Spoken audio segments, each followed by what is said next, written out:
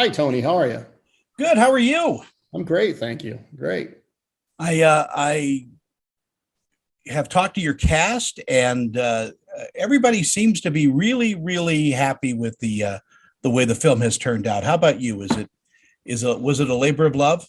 It was a really special film to make. I've made a lot of movies. There was something really special about this film because what happened was I found the TA Ranch in Buffalo, Wyoming, sight unseen. I didn't actually go there. Jim Heffel and Vern Walker, who were also in the movie, had gone there, and they did a little scout of it and told me about it, sent me pictures. I said, we're going to shoot there. Don't know anything about it, but we're going to shoot there. It's an 8,000 acre ranch. And Kirsten Giles, who runs the ranch, and her family welcomed us with open arms. And they have this compound where everybody gets their own room and their own bathroom. And there's a cookhouse where we all meet for breakfast and for dinner. There's a bell that gets rung every day. And it's actually the actual location of the Johnson County Wars. Wow. If you look at the history of Johnson, it's really, it all came together. And during COVID, we shot this in August of last year. We were in our own bubble.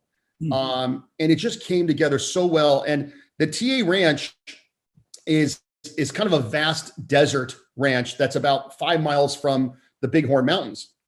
But Kirsten and also her friends Jenny and Aaron Worker got us access to another ranch up against the mountains, because the movie's a journey from Britt and Chad's house to search for and get to Jed. So I had to show a journey. I didn't know exactly how I was going to do it, but when I went to school in Boulder, Colorado, which is very similar geography and topography to Buffalo, Wyoming. And when I saw those mountains, I said, we've got to figure out how to get to there. And so we did. Everything just came together really well.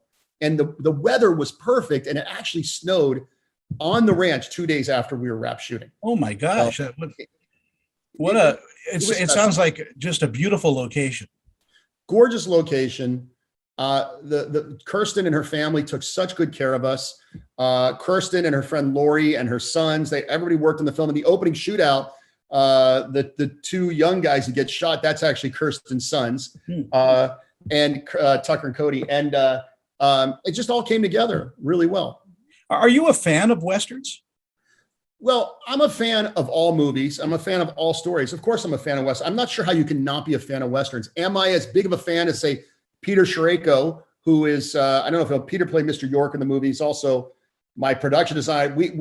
He doesn't ever see himself as a production designer or costume designer, but I titled him as production designer, costume designer, because Peter has 1,500 period guns. He has 7,000 costumes. He has props, and he lives the life of a Western actor, supplier. He was Texas Jack from Million and Tombstone.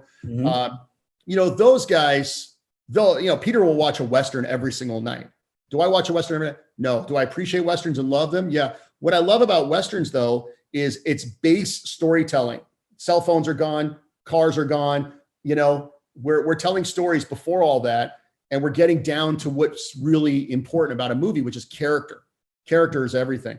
And there's nothing better than showing a big wide drone shot or a big 14 millimeter, shot on a crane, and then cutting to the close up of somebody's face. And that's where the story's told, and Westerns to get down to that base Greek mythology. And that's why I love Westerns. Yeah. I mean, everything's a Western when you boil it down. Well, a Western is, you can boil anything down to, there's an author named Christopher Vogler in a book I recommend people who want to write movies, The Writer's Journey. And it really boils every story down to Greek mythology. The Godfather, Apocalypse Now, Star Wars. It all starts with something in the ordinary world, and they break out their ordinary world and go to their extraordinary world. And Westerns, though, indicate that the most concisely and most clearly of anything, because all the other nonsense is away. Extraneous dialogue isn't really necessary in Westerns. People can't just jump on an airplane and go somewhere. You can't just make a phone call. You have to face somebody face to face if you have an issue with them, the duel. So I think that's a lot of why Westerns work really well. And I hope that Westerns, I feel like they're making a little bit of a comeback. And hopefully I think people are finding a relevance in those movies.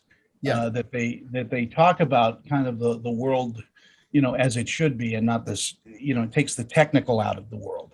Yeah, I mean, if you look back at a movie like High Noon, starring Gary Cooper, that was a time that was post World War II, a time of blacklisting and politics, and High Noon was a metaphor for what was going on in the world, and it was easy to create that metaphor because it was just a man in a town with bad guys coming to kill him, and everybody else ran away, and he had to stand up for himself.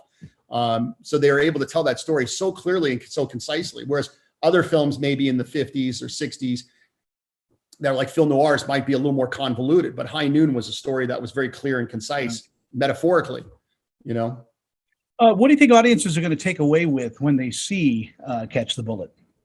Well, I hope the number one thing they take away with, honestly, is the father-son relationship. Fathers are so important in kids' lives. This movie is really about a father and son. And even Jed's character becomes a bit of a father to Chad, and Chad becomes a bit of a father to Jed, and then Britt, and so for me, I think if anything, if it just gets a dad and a son together just to go see the movie or do something, that's a success right there. And then on the other end of the spectrum, it's really a memorial to Jay Pickett, who stars in it. And Jay was my very good friend who I love dearly, and he passed away recently. And so the movie has a whole nother meaning to it because Jay felt this was his best role ever. And Jay is a rodeo guy. Jay grew up in Idaho. We made a movie together called Soda Springs. We shot in Idaho. That's a contemporary Western. And horses and rodeo was Jay's life. And here he's been in other Westerns of mine, but carrying the entire Western, playing this heroic character, it meant everything to Jay. In fact, it's very bittersweet to see the movie come out and Jay's not able to enjoy it with us. Such a sad thing. Michael, thank you so much for your time today. Yeah, I appreciate it. Nice talking to you.